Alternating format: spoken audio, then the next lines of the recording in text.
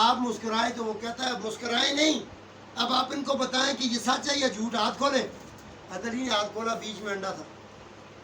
حضرت علی نے کہا یہ سچ کہتا ہے کہ یہ میں اتنے دور سے لایا؟ کہتے نہیں یہ نہ بولیں، کہیں آپ کا علم اور میرا علم برابر تھا۔ حضرت علی نے کہا یہ گل نہ خواہ اوکھی پیسی ہے، یہ بات نہ کہہ، اتنا ٹھیک ہے کہ تیرا علم بڑا ہے، میں مان گیا ہوں بڑا علم ہے، لیکن میرے علم کے برابر نہیں ہے۔ کہتا ہے کیوں؟ حضرت علی نے فرمایا انا مدینۃ العلم وعلی بابها، مجھے نبی نے فرمایا میں علم کا شہر ہوں اور علی اس کا دروازہ ہے۔ بولو سبحان اللہ۔ اب شہر میں کون سی چیز نہیں ملتی؟ ہر طرح کی دکان ہوتی ہے۔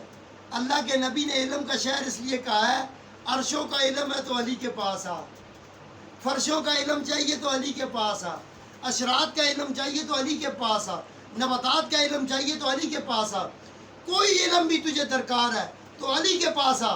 حضور نے اس لیے فرمایا تھا۔ حضرت علی فرماتے ہیں میں تو علم کے شہر کا دروازہ ہوں۔ کہتا ہے پھر یہ میں نے بتا دیا ہے نا۔ حضرت علی نے فرمایا اچھا تو دعویٰ کرتا ہے؟ کہا جی میں دعویٰ کرتا ہوں۔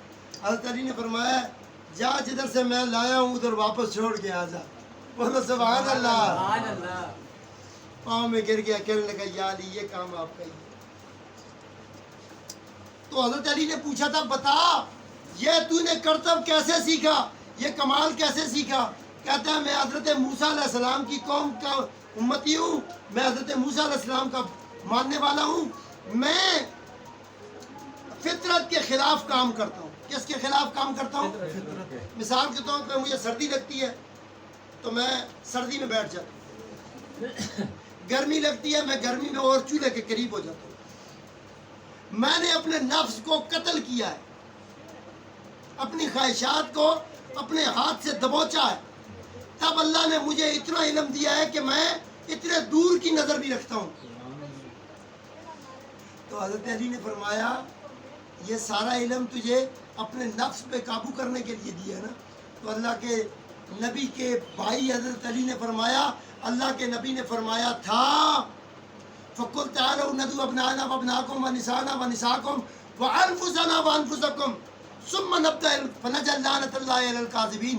قرآن کے مطابق اللہ کے نبی نے مجھے اپنا نفس کہا ہے۔ بولو سبحان اللہ۔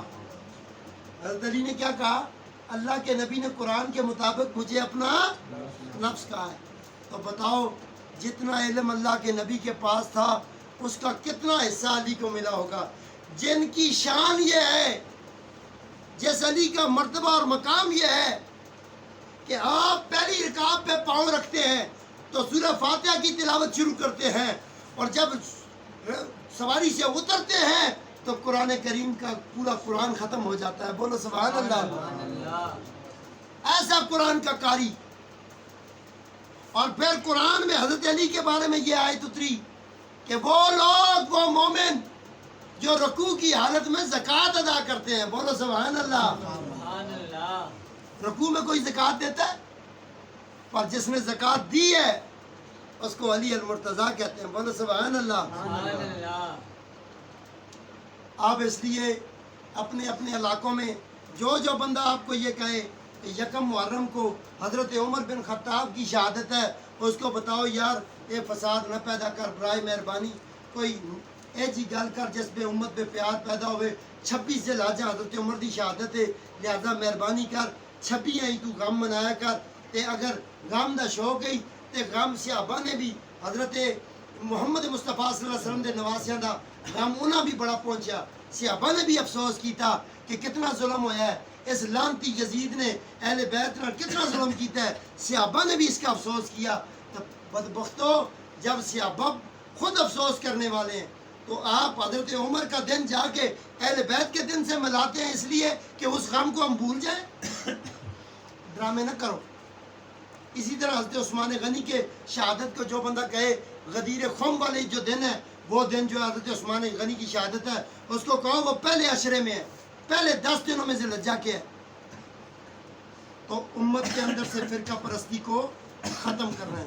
بولو ہم فرقوں کو نہیں مانتے، بولو ہم فرقوں کو اونچا بولو، ہم فرقوں کو جو نہیں مانتا میں اس کو نہیں کہتا، جو مانتا ہے نا فرقوں کو وہ ٹکے رہے، کہ جو میری اس بات کی تائید کرتا ہے وہ ذرا کھل کے کہے گا کہو ہم فرقوں کو نہیں مانتے ہیں، نہیں مانتے، ہم رسول اللہ کے دین کو مانتے ہیں، ہم اسلام کو مانتے ہیں، ہم نبی کے نظام کو مانتے ہیں، ہم کسی مولوی کی کتاب کو نہیں بلکہ قرآن کو مانتے ہیں اور اللہ کے نبی کی بھیجی ہوئی حدیث کی کتابوں کو مانتے ہیں، ہم مسلک کے پجاریوں کو نہیں مانتے۔